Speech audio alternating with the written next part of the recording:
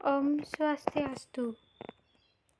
Di sini saya akan mempresentasikan tentang sistem kerja komunikasi VoIP dan perawatan sistem komunikasi VoIP. Sistem kerja komunikasi VoIP. Konsep kerja server softwidth. Softwidth merupakan kumpulan beberapa perangkat, protokol, dan aplikasi yang memungkinkan perangkat-perangkat lain dapat mengakses layanan telekomunikasi atau internet berbasis jaringan I/O. Prinsip kerja VoIP yaitu mengubah suara analog yang dapat dari speaker pada komputer menjadi paket data digital, kemudian akan diteruskan melalui hub atau router atau ADSL dan dikirim melalui jaringan internet dan akan diterima oleh tempat tujuan. Bentuk paling sederhana dalam sistem VoIP adalah dua buah komputer terhubung dengan internet serta memiliki sound card yang dihubungkan speaker dan mikrofon. Perawatan sistem komunikasi VoIP.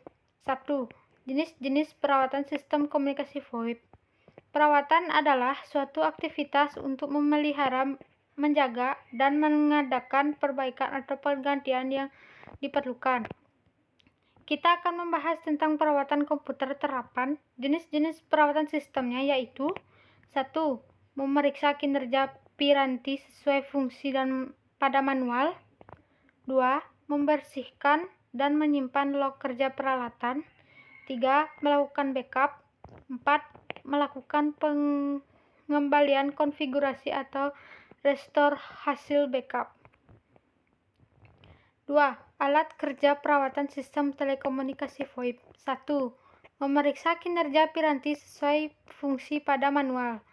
Memeriksa kinerja piranti sesuai fungsi pada manual sudah menjadi kewajiban setiap para pengguna dan tidak boleh dilupakan untuk selalu merawat komputer mereka dengan baik agar komputer tidak rusak. Berikut hal yang harus kita periksa supaya kinerja piranti menjadi baik. Dari sisi hardware, konsentrasi debu pada peralatan atau piranti yang menempel di dalam CPU atau di luar CPU, khususnya pada komputer atau PC. Pemasangan peripheral, apakah benar kokoh atau tidak, pemasangan soket yang benar pas atau tidak, kondisi power supply, apakah masih baik atau tidak, serta daya listrik stabil atau tidak. Listrik apakah stabil atau tidak? Seringkali listrik drop atau mati sehingga komputer mati mendadak tanpa di shutdown menggunakan stop volt atau stabilizer atau UPS. Dari sisi software, sistem operasi apakah sudah memenuhi spesifikasi dari PC?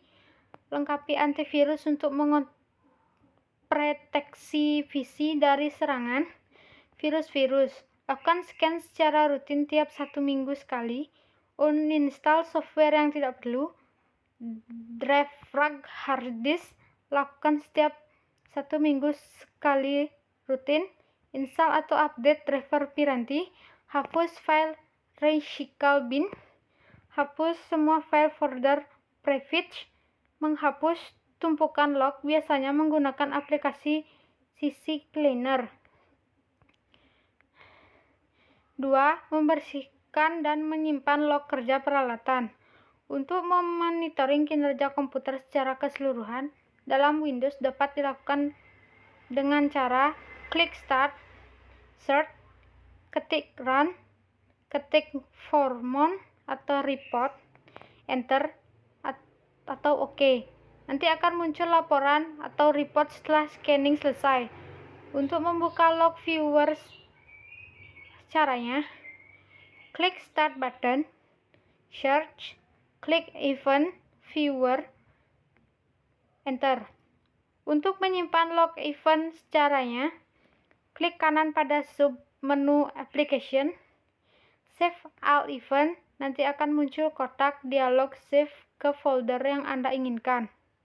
Untuk membersihkan log event, caranya klik kanan pada sub menu Application, Clear Log. Lakukan backup.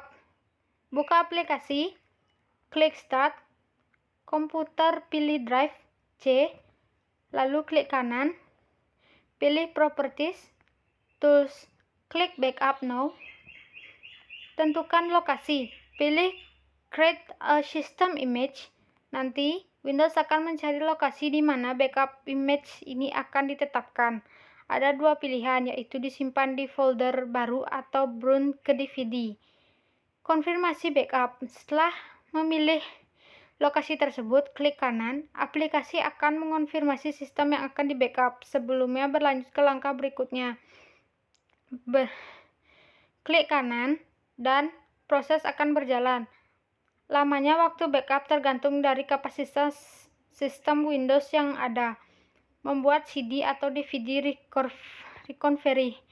Hasil backup tersebut nantinya berupa file yang bisa dijalankan saat hendak melakukan recovery sistem operasi. Untuk menjalankan proses recovery, kamu mesti membuat CD atau DVD recovery yang akan membantu proses restore nantinya. Untuk itu, kembali ke proses backup atau restore, pilih Create a System Repair Disk, masukkan kepingan CD atau DVD kosong ke optical drive, klik Next, dan proses boot dimulai. Saat proses selesai, Windows akan menampilkan jendela konfirmasi agar CD atau DVD recovery tersebut siap digunakan untuk proses pemulihan. 4. Melakukan pengembalian konfigurasi atau restore hasil backup. Masukkan CD atau DVD recovery yang telah dibuat pada optical drive serta komputer. Sebelumnya diposisikan boot agar dimulai dari CD atau DVD ROM yang bisa diatur dari BIOS. Nantinya akan terbuka jendela sistem recovery option. Pilih Restore your computer using a system image that you create. Klik Next. Jelajahi ke opsi di mana file backup tersebut dibuat. Sekian dan terima kasih. Om Shanti Shanti Shanti Om.